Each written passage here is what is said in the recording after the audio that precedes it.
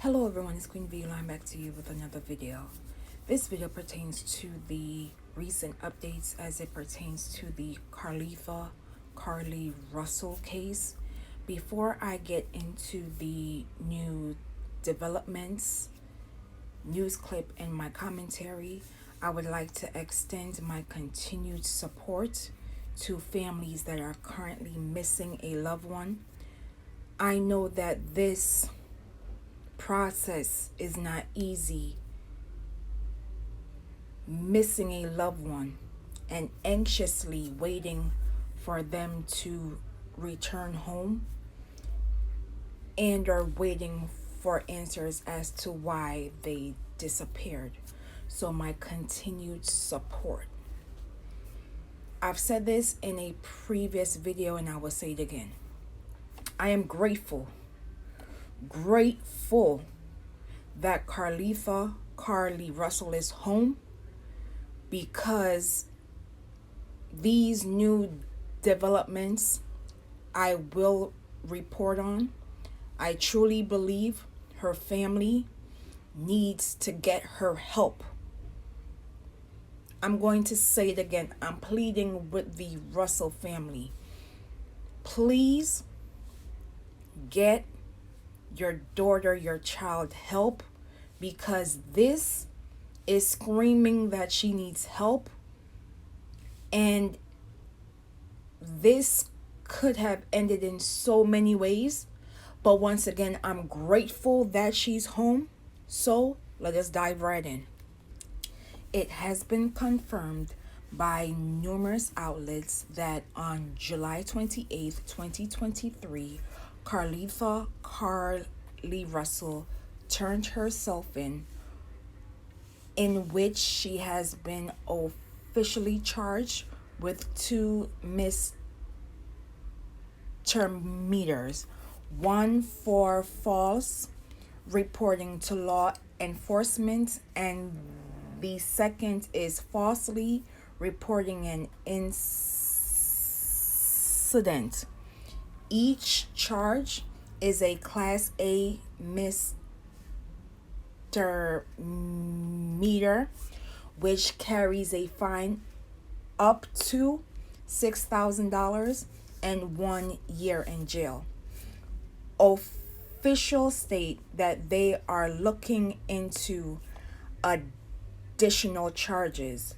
In addition, Carlee Russell could be liable for a civil lawsuit due to the resources used in the search that occurred for the 49 hours, and they state that they still don't know her location or locations during those 49 hours.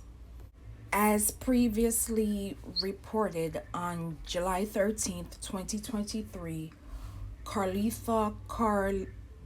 Russell made a 911 call on I-49 stating that she saw a toddler on the side of the interstate,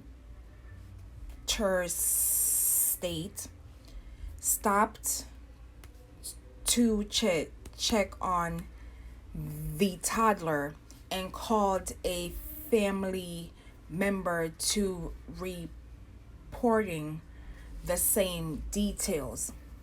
That family member lost contact with her. After the initial 911 call was placed, Hoover PD did not see Carlee Russell nor the toddler in question. In addition, Hoover PD stated that they did not receive any phone calls of someone missing a small child. Since the return of Carlee Russell, there has been more questions than answers to her disappearance for those critical 49 hours. Since then, the Hoover PD has released several press conferences as it pertains to this case. Since then, there has been new developments as it pertains to Carlee Russell. One of those being Carlee Russell has been terminated from her job at Woodhouse Spa in Birmingham, Alabama. Again, Carlee Russell has been fired from her job, in which the Woodhouse Spa stated in part, as the information came out, there were some questionable things because so many people took so much time out to search, which leads us to the reward money raised in question. During the disappearance of Carlee Russell, an estimated $63,000 was raised in reward money for the safe return of Russell. According to the Birmingham News, initially stated that Crime Stoppers of Metro Alabama would not return the money to donors. After some pushback, some donations have been returned. One of those being $25,000 back to the Birmingham Board of Retailers, and $20,000 was returned to an anonymous donor. The remaining balance would not be returned, citing in part the investigation is still ongoing, and accordingly there is no basis to refund any contributions at this time. Furthermore, the Hoover PD has not requested any donor contributions to be released or refunded. When Carlee Russell returned home Saturday night on July 15th, 2023, she was met by Hoover fire medics, which transported her to UAB Hospital, where she was evaluated. Now, this is where allegations have come in as it pertains to employees at UAB Hospital trying to gain access to the 25-year-old's nursing students' medical records. Again, there were allegations that after Carlee Russell showed up to UAB Hospital for an evaluation, allegations were made that staff was trying to gain access to her medical records and were trying to expose those records on social media. It is being alleged that those staff members who were trying to gain access to Carlee Russell's medical records have been terminated. According to Allisha Rohan of UAB, Director of Public Relations, stated in part that UAB takes patient privacy extremely seriously and works with our patients, employee, and appropriate regulatory entities to uphold the highest standards. I will now give a brief description of the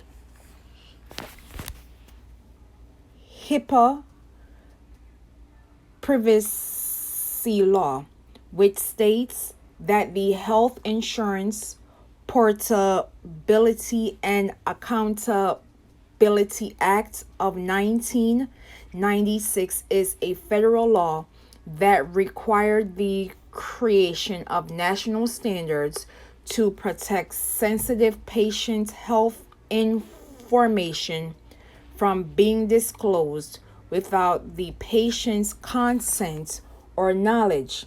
As it pertains to the HIPAA privacy rule, it states in part that the privacy rule standards address the use and disclosure of individuals' health information by entities subject to the privacy rule. These individuals and organizations are called covered entities.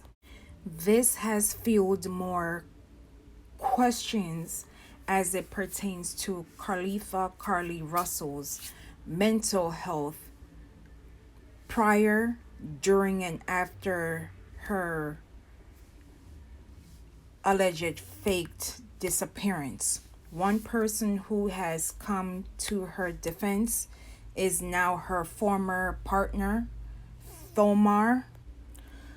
Latrell Simmons released a statement to the New York Post by stating in part, "Think about her mental health. She doesn't deserve that.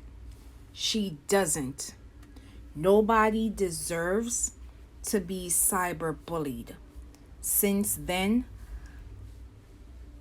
Thomar Latrell Simmons has released another statement via his Instagram, in which I will read in part.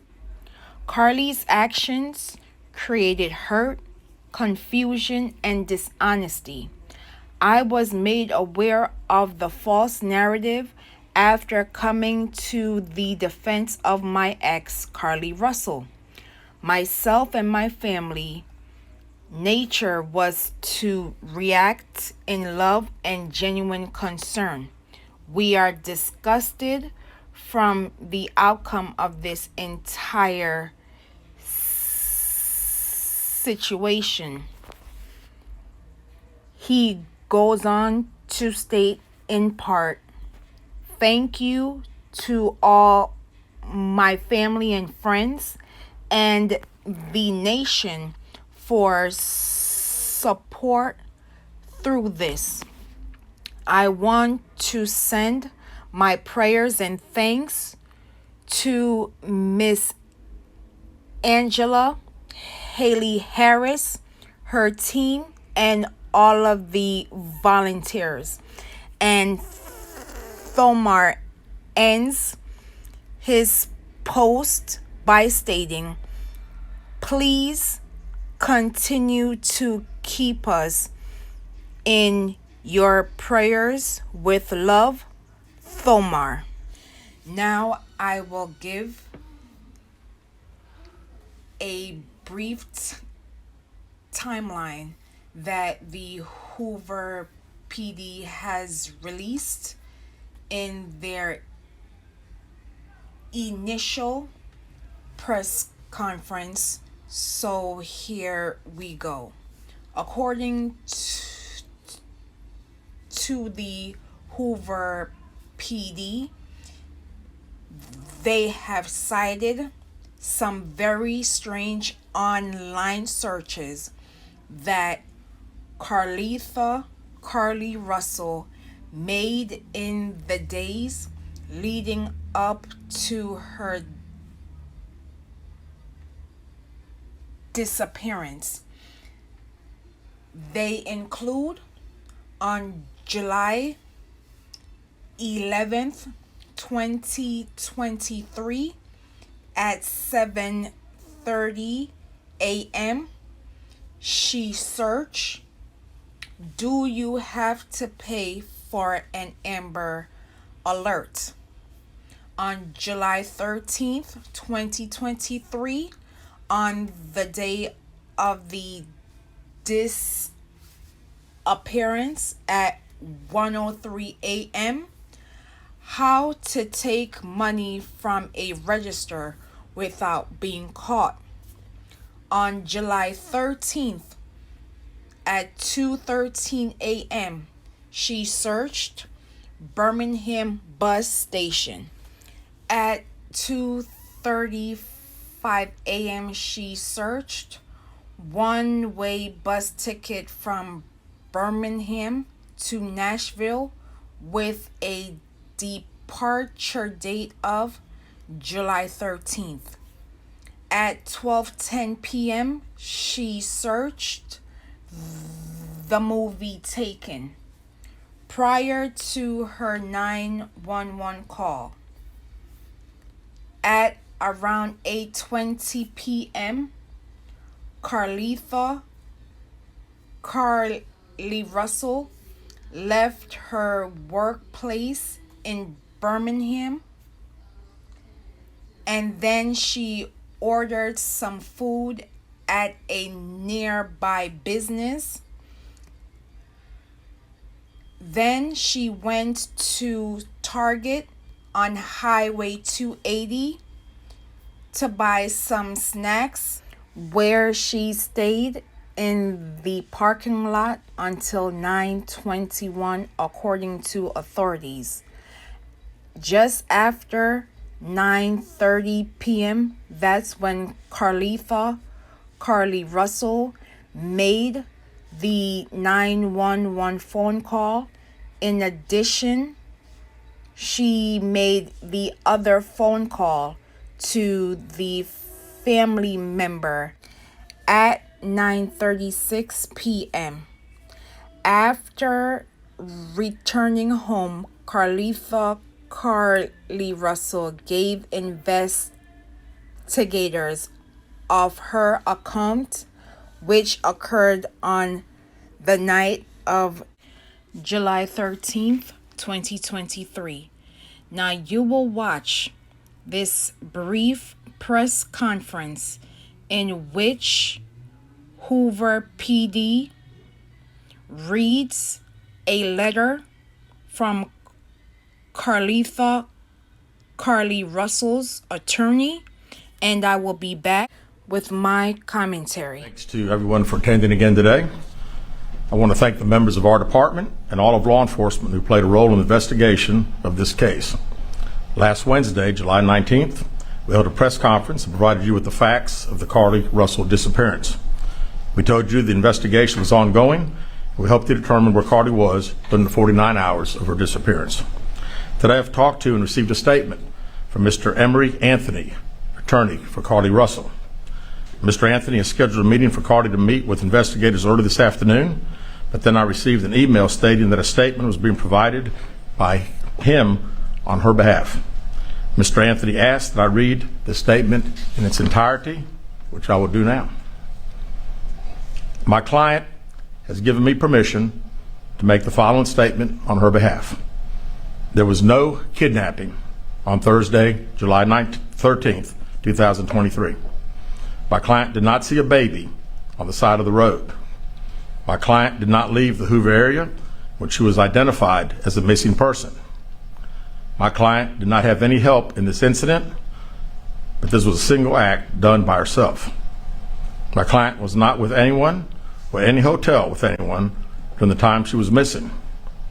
My client apologizes for her actions to this community, the volunteers who were searching for her, to the Hoover Police Department and other agencies as well, as to her friends and family.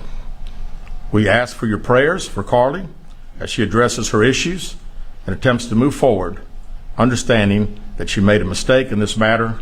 Carlee, again, asks for your forgiveness and prayers. We have a meeting scheduled with Mr. Anthony to further discuss this case.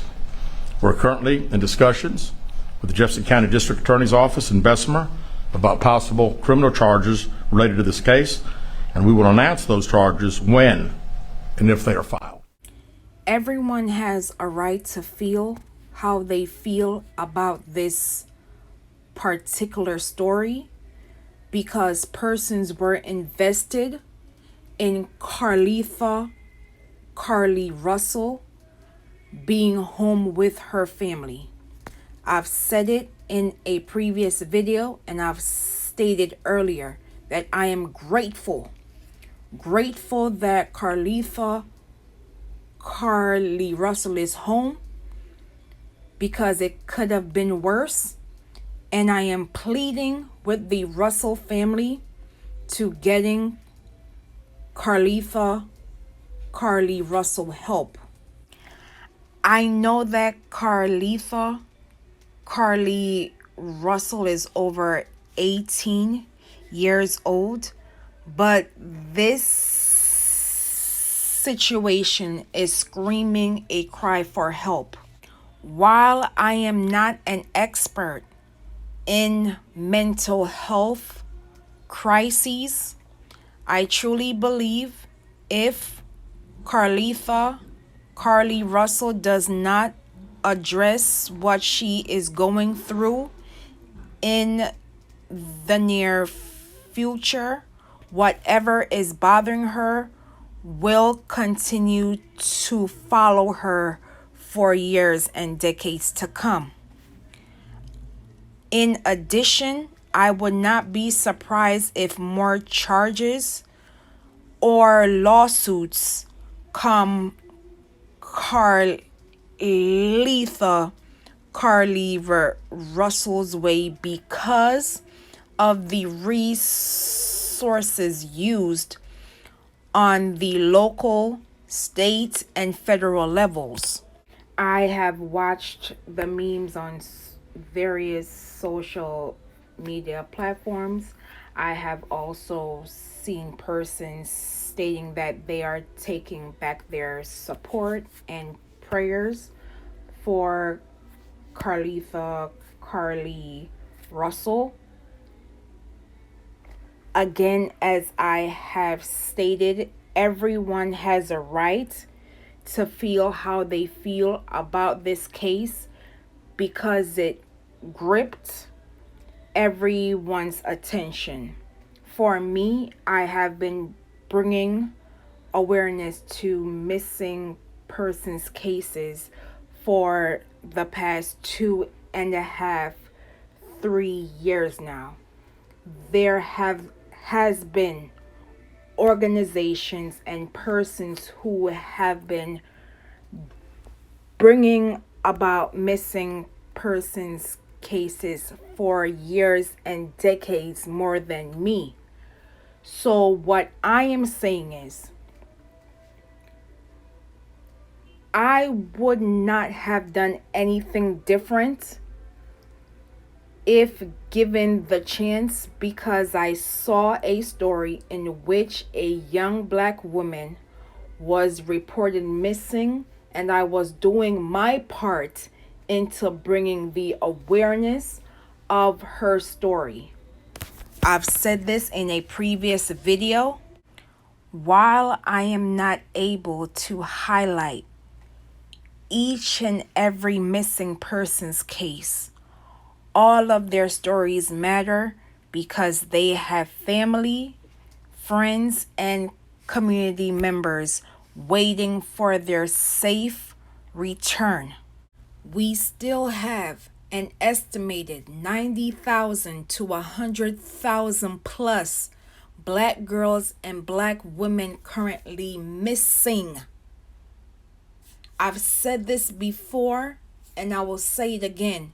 If we treat missing persons cases as criminal cases, you will see a shift in the attitudes as it pertains to the general public. When it comes to Black persons going missing, there are a lot of biases out there as it pertains to when our people go missing. And I want to express thoroughly in this video that just because of this one situation,